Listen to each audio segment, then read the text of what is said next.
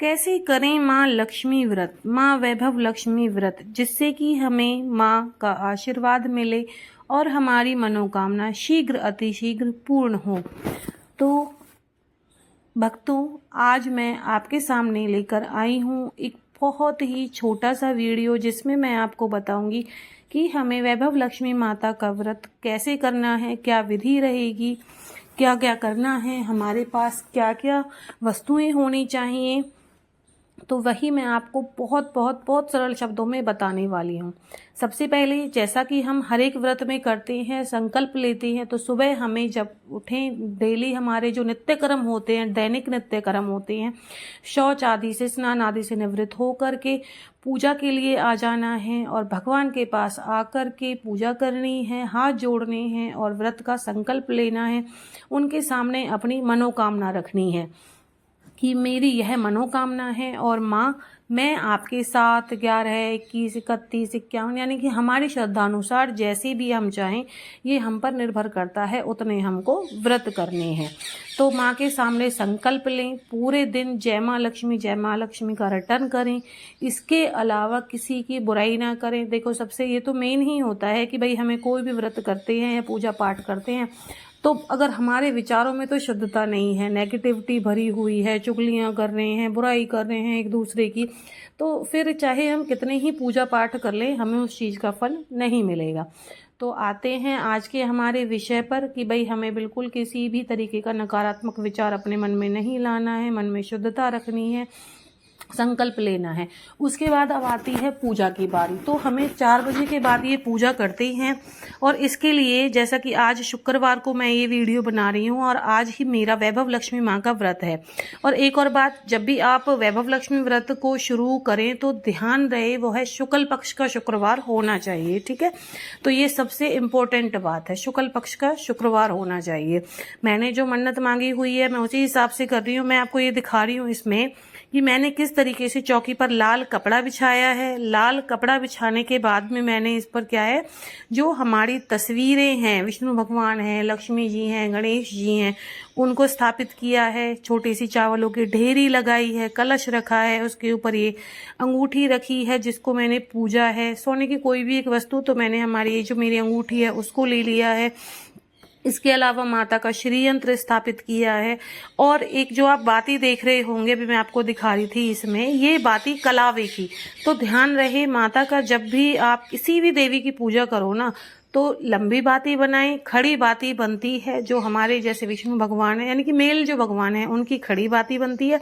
और जो हमारी जैसे दुर्गा जी हैं, लक्ष्मी जी हैं, और तो इन देवियों की हमारी क्या है, ये लंबी बाती बनती है, गोल बाती बनती है, हमारे मेल जो भगवान होते हैं उनकी बनती है।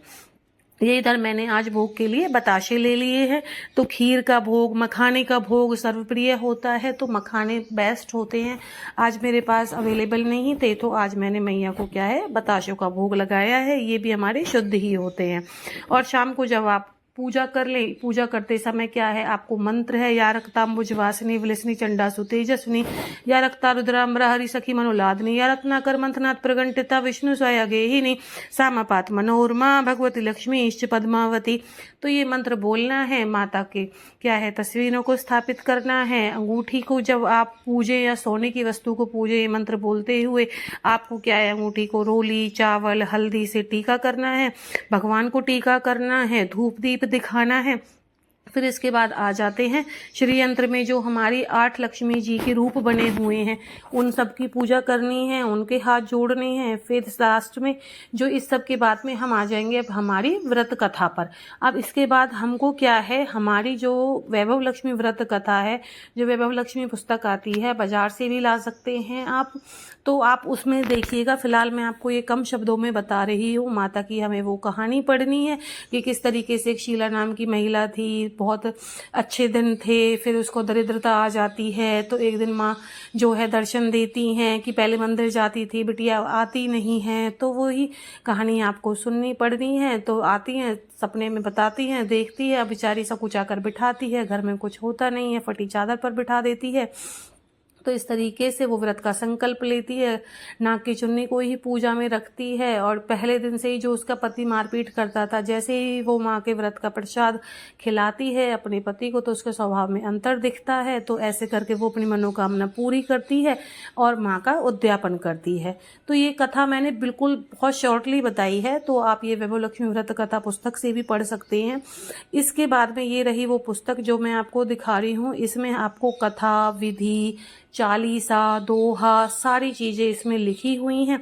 और ये कोई प्रमोशन वीडियो नहीं है, ये जो मैं भी एक सरल गृहिणी हूँ, तो जिस तरीके से पूजा कर रही हूँ मैं सिर्फ आपको वो दिखा रही हूँ, ठीक है। तो ऐसा माइंड मत करिएगा कि भाई ऐड कर रही है या वो सारी, ऐसा कोई नहीं है। मैं भी बहुत दिन से व्रत करती आ रही हूँ, तो जो मेरा तरीका है वो बता रही हूँ आपको। अगर कहीं भी आपको लगता है कि कोई कमी है तो प्लीज़ मुझे गाइड करिएगा। तो अब मैं आ गई हूँ फिर से पूजा विधि पर। ये सब करने के बाद में चावल की ढेरी है, ये हमने कलश रख लिया था, अंगूठी रख ली है, पूजा कर लिए, सारा काम हमारा हो गया है। फिर उसके बाद में हमें क्या है, कथा के बाद में लक्ष्मी चालीसा पढ़नी है। लक्ष्मी चालीसा के बाद में हमें मंत्र पढ़ना है। उसके बाद में हमें आरती पढ़नी है। तो गणेश जी की है, विष्णु भगवान की है, ये आरती मैं पढ़ती हूँ, तो ये आरती आपको पढ़नी है। साथ ही साथ फिर बाद में लास्ट में पढ़नी है आपको लक्ष्मी जी की आरती। और आरती करने के बाद में आपको माँ से धन्यवाद कहना है कि माँ मेरा आज का व्रत हुआ है, आगे भी मुझ पर अपनी कृपा ऐसे ही बनाए रखना। और माँ को फिर उसके बाद भोग लगाना है। अब जो नेक्स्ट चीज़ रह जाती है वो है ये चावलों की ढेरी, कि भाई अब जो ये चावलों की ढेरी अपने कलश के नीचे रखी है, इसका क्या करना है। तो ये आपको पंछी जो होती हैं, चिड़िया हैं या पक्षी आपके घर पर जो आते होंगे, तो ये आप छत पर एक साइड में डाल दें। तो चींटियाँ हैं, पक्षी हैं, पंछी हैं, वो इसको चुग लेंगे। साथ ही साथ जो कलश का पानी है इसको आप तुलसी की क्यारी में डाल दें, या फिर आप कोई गमला है, पौधा है, उसमें डाल दें। और अपनी तस्वीरों को पुनः मंदिर में स्थापित कर दें। कपड़े को और ये जो भी आपके हैं इन्हें उठाकर रख लें। तो ये आपका इस तरीके से पूरा हो जाता है व्रत विधि। नेक्स्ट आता है उद्यापन। तो उद्यापन क्या है भाई, जो हम पूजा जैसे करते आ रहे हैं इस तरीके से हमें पूजा करनी है, सेम चीज़ें करनी है जितनी हमें मन्नत मांगी थी। उसके बाद में पूरी ना हुई हो तो व्रतों की संख्या बढ़ा सकते हैं। साथ ही साथ में कन्याओं को भी बुला सकते हैं। विवाहित महिलाएं तो विवाहित महिलाओं को भी बुला सकते हैं, कन्याओं को बुला सकते हैं, दोनों ही इसमें मान्य हैं। फिर इसके बाद में जो आप चाहो तो प्रसाद के रूप में उनको चाहो क्या देना ही है कि खीर बनानी है। और एक जो कटोरी में रख के देती हूँ मैं, जो ये हमारी घर में जो जिनमें हम सब्जी रोटी खाते हैं वो कटोरी, उसमें खीर लेके प्रसाद के रूप में उन्हें देना है। कहना है कि भाई आप भी करो, मेरा भगवान ने सुना है, मेरी मनोकामना पूरी करी है, तो माता रानी आपकी भी मनोकामना पूरी करेंगी। तो इस तरीके से व्रत करें। उम्मीद करती हूँ थोड़ा जल्दी बताया है, क्योंकि भाई मैं समय नहीं लेना चाहती थी बिल्कुल भी। और हाँ, फूल रह गया है तो फूल भी अर्पित करें। होप करती हूँ कि आपको मेरी ये छोटी सी वीडियो कोशिश पसंद आई होगी तो प्लीज़ वीडियो को लाइक करें। धन्यवाद आप सभी का। जय माँ।